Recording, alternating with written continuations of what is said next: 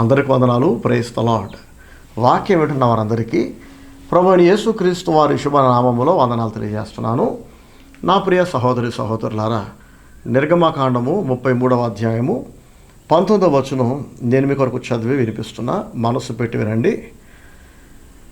ఆయన నా మంచితనమంతయు నీ ఎదుట కనపరచెదను, యెహోవా అను నామమును నీ ఎదుట ప్రకటించెదను. నేను కరుణించి వాని యందు కరుణించెదను, ఎవని యందు కనికరపడెదనో వాని యందు కనికరపడెదను అనెను. Praise the Lord. హల్లెలూయా. సాక్షాత్తు ప్రభువైన యెహోవా మోషేతో పలుకుతున్న మాటలు ఇవి. ఆయనే అంటున్నాడు, నేను ఎవరిని కరుణిస్తానో వారిని కరుణిస్తాను అని. అంటే ఆయనకి కరుణించాలనిపిస్తే కరుణిస్తాడట, కరుణించబుద్ధి కాకపోతే కరుణించడట. ఈ వాక్య భాగాన్ని చాలాసార్లు సాతాను మనుషుల మనస్సులలో నెగిటివ్గా నాటుతూ ఉంటాడు. చూసారా, ఆయనకి కరుణించబుద్ధి అయితే కరుణిస్తాడట, లేకపోతే కరుణించడట. అంటే ఒకవేళ ఆయనకి కరుణించాలనిపిస్తే వాడు మంచోడైనా, చెడ్డోడైనా, నీతి లేనోడైనా, భక్తిహీనుడైనా, ఎలాంటోడైనా ఇక వాడి భక్తితో సంబంధం లేకుండా దేవుడు వాడిని కరుణిస్తాడనమాట. ఒకవేళ ఆయనకి కరుణించబుద్ధి కాకపోతే వాడు మంచోడైనా, భక్తుడైనా, నీతిమంతుడైనా, యోగ్యుడైనా, అమాయకుడైనా వాడిని కరుణించడనమాట. ఎంత పక్షపాతం చూసారా దేవునికి అని సాతాను మనుషుల మనస్సులో నాటుతూ ఉంటాడు. చాలామంది దేవుని సేవకులు, విశ్వాసులు కూడా ఇలా నెగిటివ్గా ఈ వాక్యాన్ని మాట్లాడటం నేను విన్నా. నాతోనే చాలామంది మాట్లాడారు. నిజంగానే దేవునికి పక్షపాతం ఉందా? ఆయన కరుణించాలనుకున్న వారిని కరుణించేస్తున్నాడు, కరుణించబుద్ధి కాకపోతే కరుణించట్లేదు. ఇది నిజమే, ఆయనే చెప్తున్నాడు కదా. దీన్ని మనం వేరే అర్థం చెప్పాల్సిన అవసరం లేదు. ఎందుకని దేవుడు ఈ మాట అన్నాడు? ఫర్ ఎగ్జాంపుల్ మీ గురించే తీసుకోండి. ఒకవేళ దేవునికి మిమ్మల్ని కరుణించబుద్ధి కాకపోతే మీకు బాధ అవుతుంది కదా. నన్ను కరుణించబుద్ధి కాకపోతే నాకు బాధ అవుతుంది కదా. వాళ్ళని చూస్తే కరుణించబుద్ధి అవుతుంది, నన్ను చూస్తే కరుణించబుద్ధి అవ్వట్లా. నేనేం పాపం చేశా, నేనేం తప్పు చేశా అని హర్ట్ అవుతాం, బాధపడతాం. పక్షపాతం గల దేవుడు నాకు అక్కర్లేదు అని మన మనసులో అనిపిస్తుంది. కానీ ప్రాక్టికల్గా ఆలోచిస్తే దేవుడు అబద్ధం ఆడకుండా ఉన్నట్టు చెప్తున్నాడు. ఎవరిని కరుణించబుద్ధి అయితే వారిని కరుణిస్తా అని. అయితే దేవునికి ఎవరిని చూస్తే కరుణించబుద్ధి అవుద్ది అని కూడా మనం ఆలోచించాలి. దేవుని వాక్యం అంటుంది, చూడండి ఒకసారి. ఎంతో స్పష్టంగా దేవుడే రాయించాడు. రోమీయులకు రాసిన పత్రిక 8వ అధ్యాయము 28వ వచనం. దేవుని ప్రేమించు వారికి, అనగా ఆయన సంకల్పము చొప్పున పిలువబడిన వారికి మేలు కలుగుటకై సమస్తమును సమకూడి జరుగుచున్నవని ఎరుగుదుము. Praise the Lord. హల్లెలూయా. దేవుణ్ణి ప్రేమించే వారికట సమస్తము సమకూడి మేలు నిమిత్తమే జరుగుతున్నాయట. ఎవరికి పడితే వాళ్ళకి కాదు. ఎవరైతే దేవుని ప్రేమిస్తున్నారో, దేవునికి భయపడుతున్నారో, దేవుని చిత్తాన్ని జరిగిస్తున్నారో, దేవునికి ఇష్టలుగా బతుకుతున్నారో, ఆయనకి నచ్చినట్టు బతుకుతున్నారో, ఫస్ట్ ప్లేస్ దేవునికి ఇస్తున్నారో, వాళ్ళ లైఫ్లో అన్నీ వాళ్ళకు అనుకూలంగా జరుగుతున్నాయి. అన్నీ మేలు నిమిత్తమే దేవుడు రాణిస్తున్నాడట. మరి దేవుణ్ణి ప్రేమించని వారి విషయం, దేవునికి భయపడని వారి విషయం అంటే వాళ్ళు ఎంత ప్లాన్ చేసినా, ఎంత కష్టపడ్డా, ఎంత ఆశపడ్డా ఏమండి అన్నీ తారుమారవుతూ ఉంటాయి. రీజన్ ఏంటంటే దేవుడు ఎవరి జీవితాల్లో ఉంటాడో వాళ్ళ జీవితాలలో ఒకవేళ వాళ్ళు తప్పుడు నిర్ణయాలు తీసుకున్నా, వాళ్ళు పొరపాట్లు చేసినా, బుద్ధిహీనమైన పనులు చేసినా దయగల దేవుడు కనికరించి వాళ్ళ పట్ల కరుణ చూపి వాళ్ళు తీసుకున్న తప్పుడు నిర్ణయాలు, వాళ్ళు చేసిన పొరపాట్లను కూడా వాళ్ళకి అనుకూలంగా మార్చేస్తాడట, ఆశీర్వాదకరంగా మార్చేస్తాడట. పిల్లలు హోంవర్క్ రాసుకున్నాక పుస్తకాలు, పెన్నులు, రబ్బర్లు అన్నీ కిందపడేసి చల్లాచెదురుగా అక్కడే నిద్రపోతే మనం ఏం చేస్తాం? ఆ పడుకున్న చిన్నపిల్లల్ని, ఎల్కేజీ యూకేజీ పిల్లల్ని ఎత్తుకొని లోపల తీసుకెళ్ళి పడుకోబెట్టి వాళ్ళ పుస్తకాలన్నీ సదిరేసి పెన్సిల్ బాక్స్లో పెన్సిల్ పెట్టేసి చక్కగా నీట్గా సర్ది పెడతాం కదా. నెక్స్ట్ డే మార్నింగ్కి తెల్లవారుజామున పిల్లలు లేవగానే ఆశ్చర్యపడుతుంటారు. రాత్రి నేను ఎక్కడ పడేసాను కదా, పోయాయేమో, కనపడవేమో పుస్తకాలు కానీ, పెన్నులు కానీ, పెన్సిల్ కానీ అని అనుకుంటే మార్నింగ్ లేచేసరికి వేటి ప్లేస్లో అవన్నీ చక్కగా సర్దేస్తున్నాయేంటి? ఎవరు చదివారు అంటే ఇంకెవరు చదువుతారు? వాళ్ళ కన్నా అమ్మా నాన్నలు చదువుతారు కదా. ఎల్కేజీ పిల్లలే కాదండి, పిల్లలు పెద్దోళ్ళు అయ్యాక కూడా 20 ఏళ్ళు 30 ఏళ్ళు వస్తున్నాక కూడా పిల్లలు చేస్తున్న పొరపాట్లను తప్పులను తల్లిదండ్రులు, మంచి తల్లిదండ్రులు, బాధ్యత గల తల్లిదండ్రులు, ప్రేమ గల తల్లిదండ్రులు ఆ పిల్లల పొరపాట్లను, తప్పొప్పులను సరిచేసుకుంటూ వాళ్ళ జీవితాన్ని చక్కబెడుతూ ఉంటారు. మన పరలోకపు తండ్రి కూడా అంతే. ఆయన్ని ప్రేమించే వాళ్ళని, ఆయనకు భయపడే వాళ్ళని వాళ్ళ లైఫ్లో అన్నీ వాళ్ళకు అనుకూలంగా, అన్నీ మేలుకరంగా, ఆశీర్వాదకరంగా ఆయన మారుస్తూ ఉంటాడట. అందరి జీవితాల్లో కాదు, దేవుణ్ణి ప్రేమించే వాళ్ళ జీవితాలలో సమస్తము సమకూడి మేలు నిమిత్తము దేవుడు జరిగిస్తున్నాడు, ప్రయత్నిస్తున్నాడు. హల్లెలూయా. నువ్వు మంచి నిర్ణయం తీసుకున్నా నీకు మంచి జరుగుతుంది. నువ్వు దేవుని ప్రేమించే వ్యక్తివైతే, దేవుడు నీతో ఉంటే. అర్థమవుతుందా? నువ్వు చెడు నిర్ణయం తీసుకున్నా కూడా అది కూడా మళ్ళీ దేవుడు నీకు అనుకూలంగా మార్చేస్తాడు. మళ్ళీ చెప్తున్నా, మనం దేవుని ప్రేమించే వాళ్ళమైతే, దేవుని చిత్తానుసారంగా బ్రతికే వాళ్ళమైతే, ఆయనకి భయపడే వాళ్ళమైతే, ఆయనకి ఫస్ట్ ప్లేస్ ఇచ్చే వాళ్ళమైతే, మనం తీసుకున్న మంచి నిర్ణయాలు మనకి మంచి చేస్తాయి. మనం పొరపాటున బై మిస్టేక్, తెలివి తక్కువగా, బుద్ధిహీనంగా తీసుకున్న తప్పుడు నిర్ణయాలు కూడా, చేసిన పొరపాట్లు కూడా, అవి కూడా తిరిగి మనకి మేలుగానే దేవుడు మార్చేస్తాడు. ఎందుకని? ఆయన కరుణ మన మీద ఉంది కాబట్టి. ఆయన కరుణ ఎందుకుంది మన మీద? మనం ఆయన్ని ప్రేమిస్తున్నాం కాబట్టి, ఆయనకి భయపడుతున్నాం కాబట్టి. దేవుడు అంటున్నాడు, ఎవని కరుణిస్తానో వాని కరుణిస్తా అంటే, నాకు ఎవడు నచ్చితే వాడిని కరుణిస్తా అని. అంటే నీకు నచ్చితేనే కరుణిస్తావంటే అంతే కదా. ఆయనకి నచ్చినట్టు బతికితే, ఆయనకి ఇష్టలుగా బతికితే వాళ్ళని దేవుడు తప్పక కరుణిస్తాడు. ఎవరైతే ఆయనకి ఇష్టలుగా బతకరో, ఆయనకి నచ్చినట్టు ఉండరో, వాళ్ళకి నచ్చినట్లు, వాళ్ళకు తోచినట్లు, వాళ్ళకు కుదిరినట్లు అడ్డగోలుగా ఇష్టానుసారంగా బతుకుతూ పోతారో వాళ్ళను కరుణించాల్సిన అవసరం దేవునికి లేదు. నువ్వు చెప్పినట్టు నేనెందుకంటా అని లెక్కలేని తనాన్ని, తిరుగుబాటును, గర్వాన్ని ప్రదర్శించిన వ్యక్తులను కరుణించాల్సిన అవసరం దేవునికి ఏముంది చెప్పండి? దేవునికి భయపడి, ఆయనకు లోబడి, ఆయన ప్రేమించి, ఆయన చిత్తాన్ని జరిగించి, నీకంటే ఏది నాకు ముఖ్యం కాదు ప్రభు అన్నప్పుడు ఖచ్చితంగా ఆయన కూడా కరుణిస్తాడు. ఒక్కొక్కసారి మనకు అనిపిస్తుంది దేవుడు కొందరిని కరుణిస్తున్నాడు, కొందరిని కరుణించట్లేదు, పక్షపాతం ఉంది అని. అలా ఎందుకు అనిపిస్తుందంటే, గుర్తుపెట్టుకోండి, సాతాను ఎప్పుడు వాడి పని చేస్తూ ఉంటాడు. వాడి పని ఏంటంటే దేవుణ్ణి బద్నాం చేయటం, దేవునికి చెడ్డ పేరు తేవటం, దేవుని తగ్గించి మాట్లాడటం, దేవుని ప్రజలను, నీతిమంతులను అగౌరవపరచటం, చులకన చేయటం, ఎగతాళి చేయటం, హీనపరచటం, వాళ్ళ మాటలను తప్పుపట్టటం, వారి మాటలకు తప్పుడు అర్థాలు చెప్పటం, తప్పుడు భాష్యం చెప్పటం సైతాను పని. కాబట్టి మీ మనసులో దేవుని గురించి నెగటివ్ ఫీలింగ్ వస్తుందంటే, ఎవరైనా మీ దగ్గరకు వచ్చి దేవుడు మీకు అన్యాయం చేసినట్లుగా, మీరు మంచోళ్ళైనా, దేవుని ప్రేమిస్తున్నా, దేవుని చిత్తాన్ని జరిగిస్తున్నప్పటికీ, భక్తిగా ఉన్నప్పటికీ దేవుడు మిమ్మల్ని కరుణించట్లేదని మీ దగ్గర లేదా మీ మనస్సులో దేవుని పట్ల వ్యతిరేక భావన పుట్టేలాగా మీతో మాట్లాడుతున్నారంటే గుర్తుపట్టండి, సాతాను వాళ్ళ ద్వారా మాట్లాడుతున్నాడు. సాతాను మీ మనసులో ఆ ఫీలింగ్ క్రియేట్ చేస్తున్నారు. మీ గుండె మీద చేసుకోండి, మీరు ఎలా బతుకుతున్నారో మీకు తెలియదా? చాలా విషయాలలో ఇది దేవునికి ఇష్టం లేదు, ఇది దేవునికి వ్యతిరేకమైంది, ఇది నా లైఫ్లో ఉండనిస్తే, ఇది నా ఒంటి మీద ఉండనిస్తే, ఇది నా కొంపలో ఉండనిస్తే నా ఇల్లు నాశనం అవుతుందని, నా పిల్లలు సెటిల్ అవ్వరని, దేవుని శాపం నా ఇంటి మీద, నా పిల్లల మీద ఉంటుందని, నా చేతి పనుల మీద దేవుని ఉగ్రత, దేవుని శాపం ఉంటుందని పాస్టర్ గారు ఎన్నిసార్లు చెప్పినా మొండిగా బరి తెగించి దేవుని భయం గాలి కొదిలేసి అడ్డగోలుగా బతుకుతూ మళ్ళీ నేను బాగానే ఉన్నా అయినా కరుణించట్లేదు అనుకోవటం అవివేకం కాదా? భక్తిహీనంగా బ్రతుకుతున్నందుకు దేవుడు శిక్షిస్తాడు. భక్తిహీనంగా బ్రతుకుతూ మళ్ళీ దేవుడు నన్ను కరుణించట్లా, ఆయనకు పక్షపాతం ఉంది అన్నందుకు ఇంకా డబల్ శిక్షిస్తాడు. ఆల్రెడీ ఒక క్రైమ్ చేసినందుకు జైల్లో పడేస్తే, మారతారని జైల్లో పెడితే, శిక్ష వేస్తే, మారకపోగా తొండముదిరి ఊసరవెలిలా మారినట్టు అప్పటికే క్రైమ్ చేసిన వాడిని జైల్లో పెడితే వాడు మారకపోగా మరింత ముదిరి ఇంకా పెద్ద ఖైదీలాగా, పెద్ద నేరస్తుల్లా మారితే ఇక ఏ చట్టాలు వాడిని బాగు చేస్తా, ఏ శిక్షలు, ఏ జైళ్ళు, ఏ పనిష్మెంట్లు వాడిని బాగు చేస్తా చెప్పండి?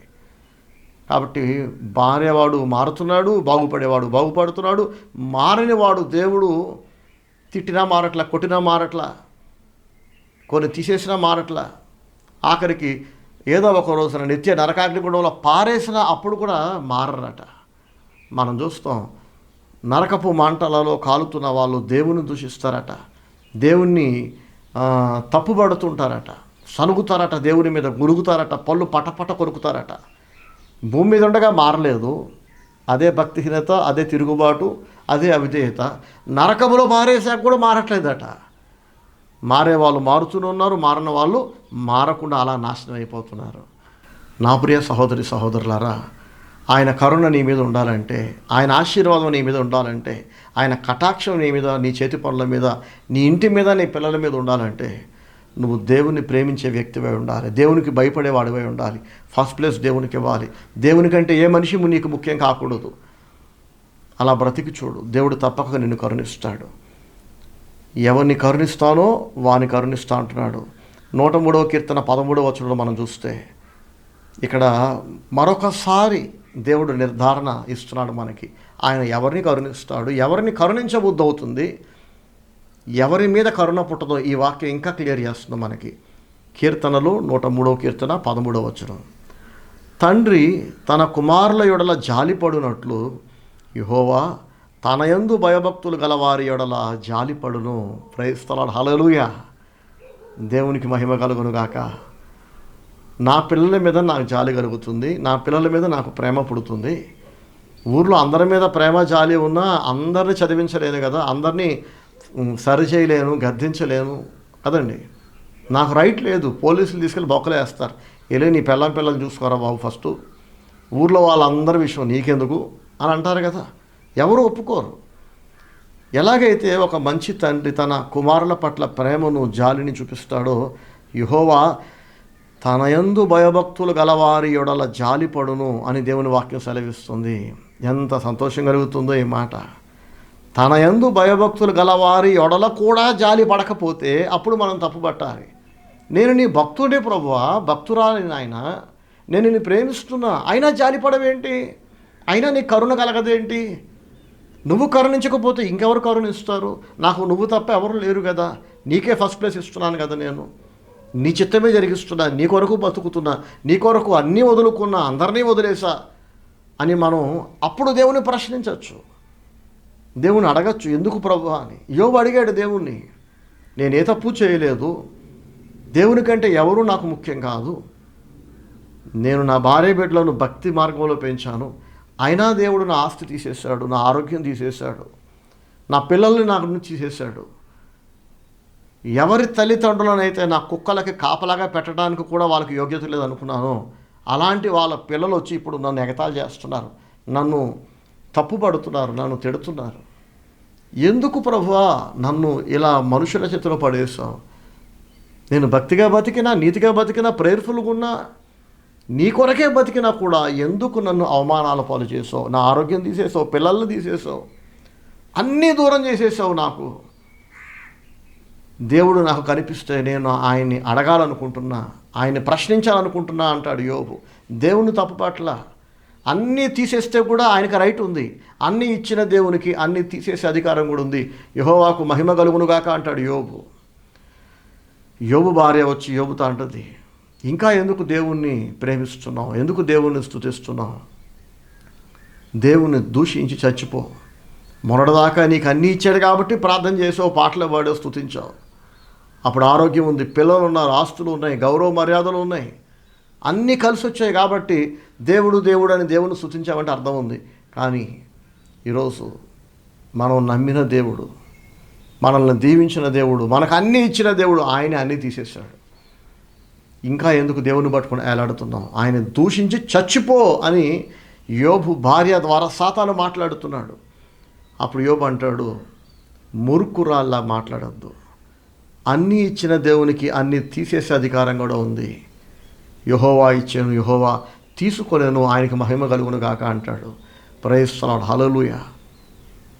కాబట్టి యోబు, నేను దేవుణ్ణి అడుగుతా, భక్తిగా ఉన్నా, నీతిగా ఉన్నా, దేవుని కొరకే బతికినా కూడా ఏ తప్పు చేయకపోయినా నాకు ఎందుకు శిక్ష, నాకు తెలుసుకోవాలన్నది అని అన్నందుకే దేవుడు ప్రత్యక్షమై, యోబు నన్ను ప్రశ్నిస్తావా, నన్ను నిలదీస్తావా, నీకు వివరం కావాలా, ఎందుకు ఇలా చేశానో, ఎందుకు అలా చేయలేదో, ఇవన్నీ నేను నీకు చెప్పాలా, క్లారిటీ ఇచ్చుకోవాలా, జవాబు చెప్పుకోవాలా? చెప్పకపోతే నువ్వు ఒప్పుకోవా?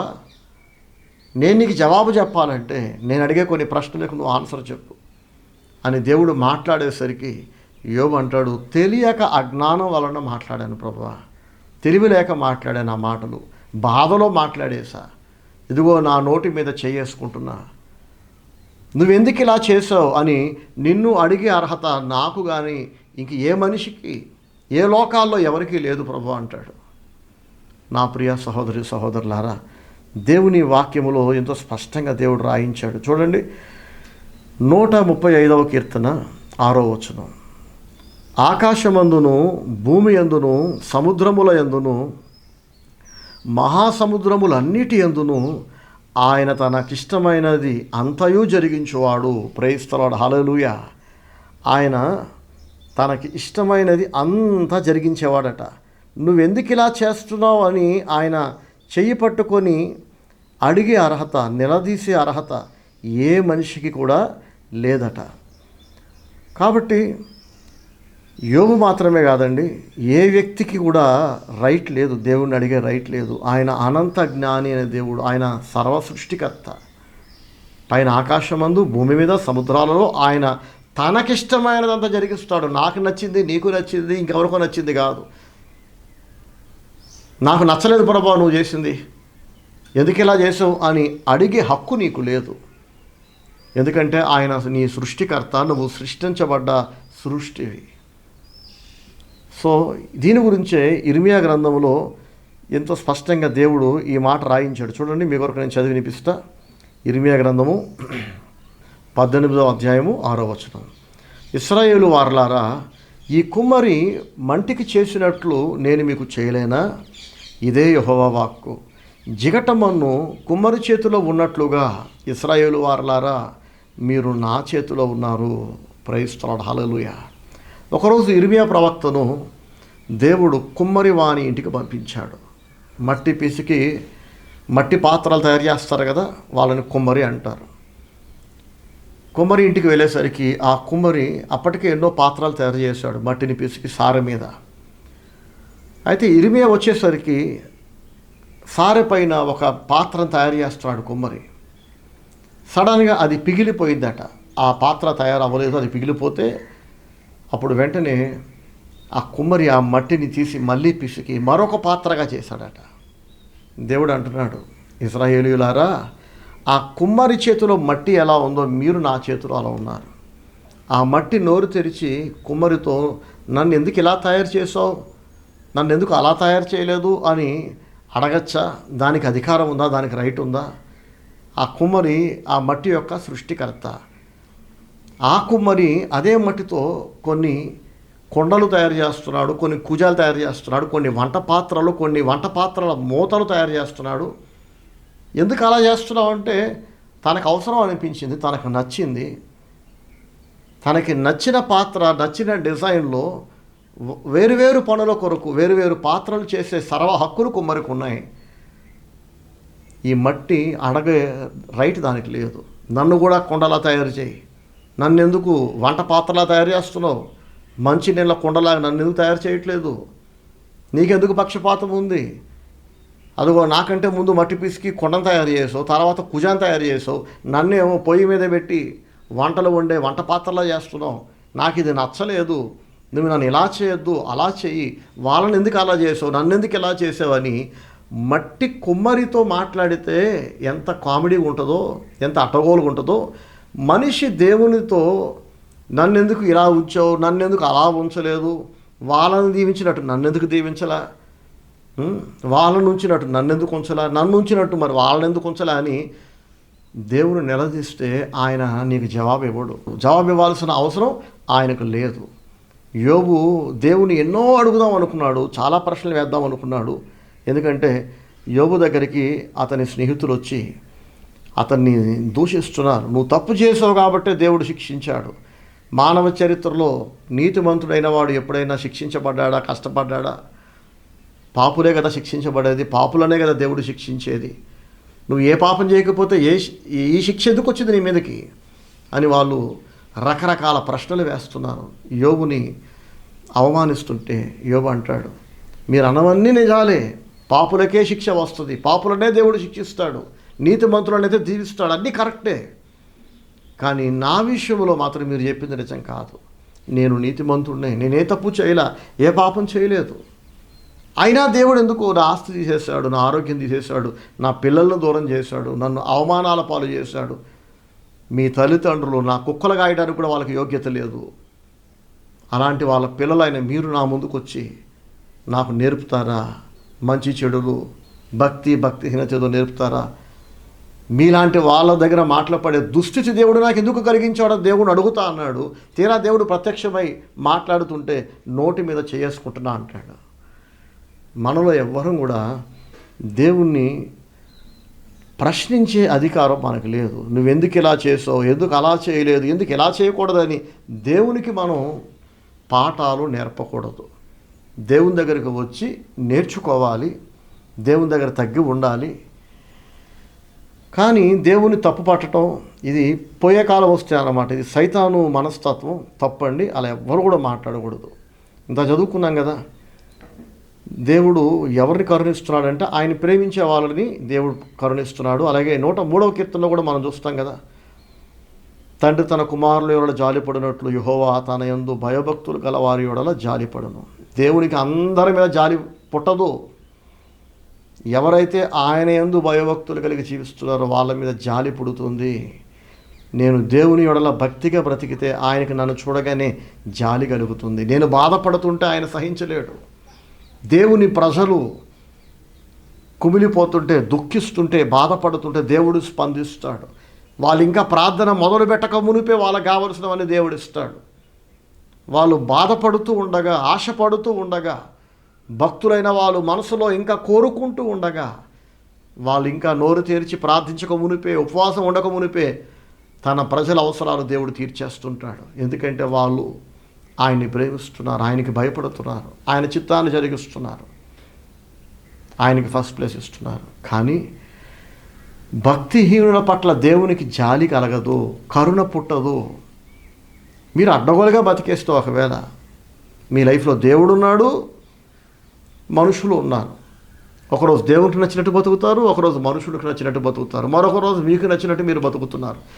అట్లా మీరు బతికితే మీ పట్ల దేవునికి కరుణ పుట్టదు, దేవుడు మీ పట్ల జాలి పడడు. తండ్రి తన కుమారుని యొడల జాలిపడినట్లు యెహోవా తన యందు భయభక్తులు గలవారి యొడల జాలిపడును. ఆ జాలి నాకు కావాలనుకుంటే నేను ఆయన యందు భయభక్తులు గలవాడిలాగా బ్రతకాలి. మీరైనా అంతే. కాబట్టి ఆయన తనకిష్టమైందంతా జరిగించేవాడు. ఆకాశమందు 135 కీర్తన 6వ వచనం చదువుకున్నాం కదా, ఆకాశమందు, భూమి యందు, సముద్రముల యందు, మహాసముద్రములన్నిటి యందును ఆయన తనకిష్టమైనది జరిగించేవాడు. మీకు ఇష్టమైనది, నాకు ఇష్టమైనది జరిగించేవాడు కాదు ఆయన. అలాగే యేసు ప్రభు వారు ఈ లోకంలో జన్మించినప్పుడు, కన్య మరియ గర్భంలో జన్మించినప్పుడు ఒక దూత పొలములో గొర్రెలు మేపుకుంటున్న గొర్రెల కాపురులకు ప్రత్యక్షమై శుభవార్త వాళ్ళకు చెప్పాడు. చెప్పిన తర్వాత మనం చూస్తాం, చూడండి, లూకాసు వార్త 2వ అధ్యాయము 13-14 వచనాలలో ఎప్పుడైతే దూత గొర్రెల కాపురులకు శుభవార్త చెప్పాడో యేసు ప్రభు జన్మించాడని, 2వ అధ్యాయము లూకా 13వ వచనం, వెంటనే పరలోక సైన్య సమూహము ఆ దూతతో కూడా నుండి సర్వోన్నతమైన స్థలములలో దేవునికి మహిమయు ఆయనకిష్టులైన మనుషులకు భూమి మీద సమాధానమును కలుగునుగాక అని దేవుని స్తోత్రము చేయుచుండెను. ప్రైస్తలాడు, హల్లెలూయా. పరలోక సైన్య సమూహము అనంటే పరలోకం అంతా ఏకస్వరంతో, పరలోకములు ఉన్న కేరుబులు కానీ, దూతలు కానీ, పెద్దలు కానివ్వండి, వీళ్ళందరూ ఇంకెంతమంది ఉన్నారో మనకు తెలియదు. పరలోక సైన్య సమూహం అంటే ఎంతమందో కదా, వాళ్ళందరూ ఏకస్వరంతో ఇలా దేవుని స్తుతించారంట. ఏమని? సర్వోన్నతమైన స్థలములలోనేమో దేవునికి మహిమంట, భూమి మీద ఆయనకు ఇష్టులైన మనుషులకు మాత్రమే సమాధానము కలుగురుగాక అన్నారు. సమాధానం అంటే ఏంటి? మనశ్శాంతి, సంతోషం కదా, మానసిక ఉల్లాసం. ఇది ఎవరికి పడితే వాళ్ళకి దేవుడు ఇవ్వడు. ఎవరైతే ఆయనకి ఇష్టలుగా బతుకుతున్నారో వాళ్ళకు మాత్రమే సమాధానం అట భూమి మీద. ఆయనకు ఇష్టలైన మనుషులకు భూమి మీద సమాధానము కలుగునుగాక అని దేవునికి స్తోత్రం చేశారట. ఎవరు? పరలోక సైన్య సమూహం. నా ప్రియ సహోదరి సహోదరులారా, ఎవరికి పడితే వాళ్ళకి దేవుడు సమాధానం ఇవ్వడు. దేవునికి ఇష్టలైన వారికి మాత్రమే సమాధానం ఇస్తాడు. ఎవరైతే దేవునికి ఇష్టలుగా బతకరో, దేవునికి కోపాన్ని, ఆయాసాన్ని, దుఃఖాన్ని కలిగిస్తుంటారో, వాళ్ళ బుద్ధి చేత, ఆలోచనల చేత, మాటల చేత, ప్రవర్తన చేత దేవునికి కోపాన్ని కలిగించే వాళ్ళకి సమాధానం ఉండదట. వాళ్ళకి ఎప్పుడు మానసిక వేదనే మిగులుతుంది, ఎప్పుడు ఆయాసమే మిగులుతుంది, ఎప్పుడు అసంతృప్తే మిగులుతుంది, ఎప్పుడు ఏడుపు, అవమానాలే మిగులుతాయి. ఎందుకంటే దేవుని కరుణ, దేవుని జాలి వాళ్ళ మీద ఉండదు. ఎందుకు? వాళ్ళు దేవునికి ఇష్టలుగా లేరు. నాకు నచ్చినట్టు నేనుంటా, అయినా దేవుడిని కరుణించాలనుకోవటం ఇక అది వంకరతనం కాదా? నువ్వు అలా ఎంత కోరుకున్నా దేవుడు నిన్ను కరుణించాడు. కరుణించకపోగా ఆయన ఉగ్రత నీమి చూపిస్తాడు. కనుక ఎవని కరుణింతునో వాని కరుణింతును అని దేవుడు అనటములో ఆయన ఎంతో స్పష్టంగా చెబుతున్నాడు. నాకు నచ్చిన వాడిని కరుణిస్తాను, నచ్చని వాడిని కరుణించను. నువ్వు దేవునికి నచ్చినట్టు బతుకు అయిపోద్ది, ఆయన నేను కరుణిస్తాడు.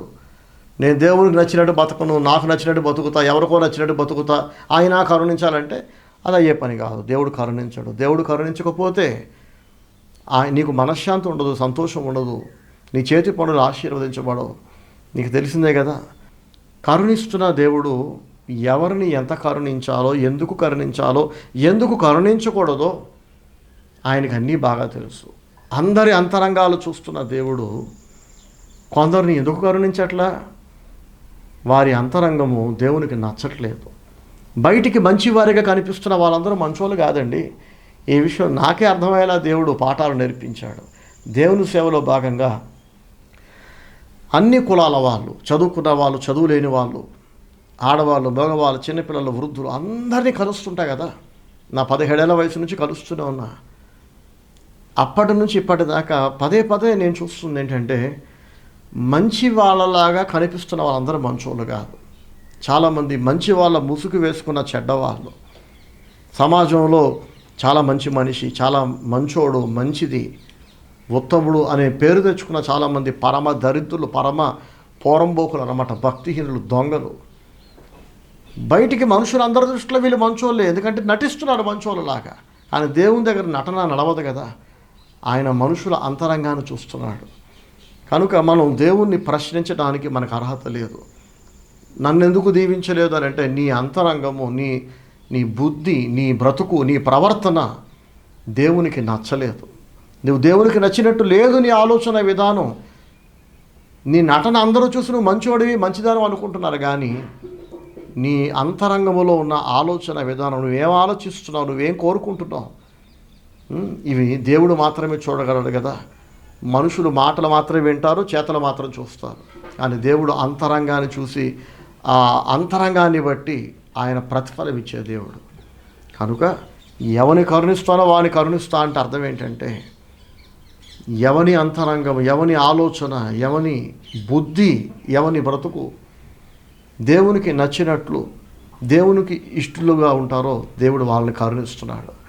మనం చూస్తాం, యాకోబు ఏశావులు ఇద్దరు తల్లి కడుపులో ఉండగానే, ఇంకా చిన్న పిండాలుగా ఉండగానే దేవుడు అంటాడు రిబ్కాతో, పెద్దవాడు చిన్నవాడికి దాసుడు అవుతాడు అని అంటాడు. దీని గురించి అపోస్తలుడైన పౌలు రోమాపత్రికలో కూడా రాస్తాడు. మీరు చూడండి, తర్వాత చదువుకోండి. రోమాపత్రిక 9వ అధ్యాయంలో 16 నుంచి 19 దాకా కూడా రాస్తాడు. ఇంకా వాళ్ళు పుట్టక మునిపే, మంచి అయినా చెడైనా ఎరగక మునిపే, మేలు కీడులు ఏమీ తెలియక మునిపే పెద్దోడు చిన్నోడికి దాసుడు అన్నాడు దేవుడు. అది అన్యాయం కాదా అనిపిస్తుంది మనకి. కానీ పెద్దోడు చిన్నోడికి దాసుడు అవుతాడని దేవుడు ఎందుకు తీర్పు ప్రకటించాడంటే, ఈ పెద్దోడు పెద్దగైన తర్వాత వాడి కోరికలు ఎలా ఉంటాయి, వాడి బుద్ధి ఎలా ఉంటుంది, బ్రతుకు ఎలా ఉంటుందో దేవుడు ముందుగానే ఆయన గ్రహించాడు. మామూలుగా అయితే ఒక మనిషి పుట్టి పెరిగి పెద్దోడైన తర్వాత అతడి మాటలను బట్టి, అతని ప్రవర్తనను బట్టి అప్పుడు మనుషులు గ్రహిస్తారు అతడు మంచోడా చెడ్డోడా అనేది. కానీ దేవుడు భవిష్యత్ జ్ఞాని కదా. ఆయన ఏది జరగక మునిపే, అసలు ఇంకా ఒక మనిషి లైఫ్ ప్రారంభం కాక మునిపే వాడి ఫ్యూచర్లో వాడి ఆలోచన ఎలా ఉండబోతుంది, వాడి బుద్ధి ఎలా ఉండబోతుంది, వాడికి ఏదైనా అవకాశం ఇస్తే దాన్ని వాడు సద్వినియోగం చేసుకుంటాడా, దుర్వినియోగం చేసుకుంటాడా అని దేవుడు ముందే అన్నీ చూసేస్తాడు ఆయన. కాబట్టి దేవుడు ముందుగానే గ్రహించాడు. యాకోబు పెద్దవాడైన తర్వాత అబ్రహాము దేవుడు, ఇస్సాకు దేవుడని పిలువబడ్డ దేవుడు యాకోబు దేవుడని పిలువబడాలని యాకోబు కోరుకుంటాడని.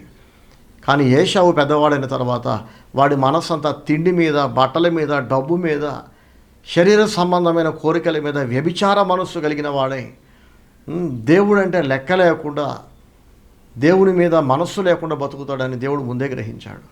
ఇదంతా చూస్తున్న దేవుడు వాళ్ళు తల్లి కడుపులో పిండాలుగా ఉన్నప్పుడే పెద్దవాడు చిన్నవాడికి దాసుడు అవుతాడని దేవుడు తీర్పు ప్రకటించాడు.